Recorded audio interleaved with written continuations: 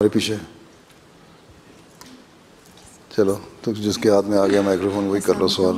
السلام علیکم پیارے حضور، میرا نام زحا احمد ہے اور میرا سوال ہے کہ جب مسلمانوں نے اسپین کو فتح کر لیا تھا پھر 700 سال بعد وہاں اسلام کیوں واپس آیا تھا؟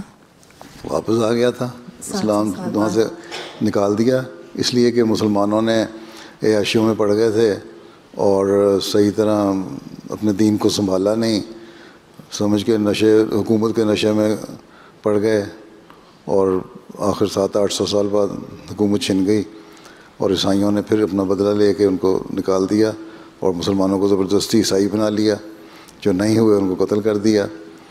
تو یہ تو کمزوری، ایمان کی کمزوری تھی جس کی وجہ سے لا آف نیچر چلتا ہے. پھر اگر تم نئی ایمان پہ چلو گے تو یہی ہوگا.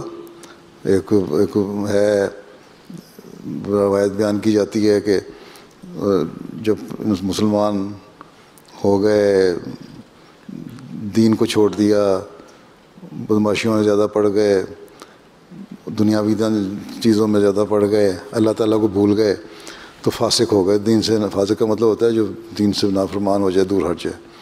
تو پھر اللہ تعالیٰ نے کہا کافروں ان فاسقوں کو مار دو. پھر کافروں کو اوپر ہینڈ دے دیا، اپر ہینڈ ہو گیا ان کا، ان کو فوقیت دے دی اور ان کو کہا کہ ان کو اب قتل کر دو. ٹھیک ہے. اور اس لیے ہمیشہ اللہ تعالیٰ سے دعا مانگنی چاہیے کہ اللہ تعالیٰ دین پہ قائم رکھے.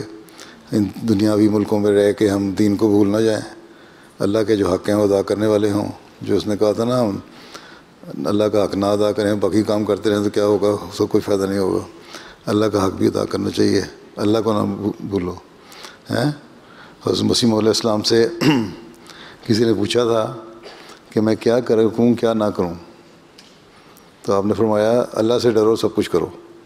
اللہ کا ڈر اگر تمہارے پہ ہوگا نا تو تم اللہ کا حق ادا کرو گے، نمازیں وغیرہ پڑھو گے، دعائیں کرو گے، اللہ کو یاد کرو گے اور جو بندوں کے حق ہیں وہ ادا کرو گے، کسی کا حق مارو گے نہیں، اور اپنے کام سے کام رکھو گے تو دین پہ قائم رہو گے تو تمہیں سب کچھ ملتا جائے گا.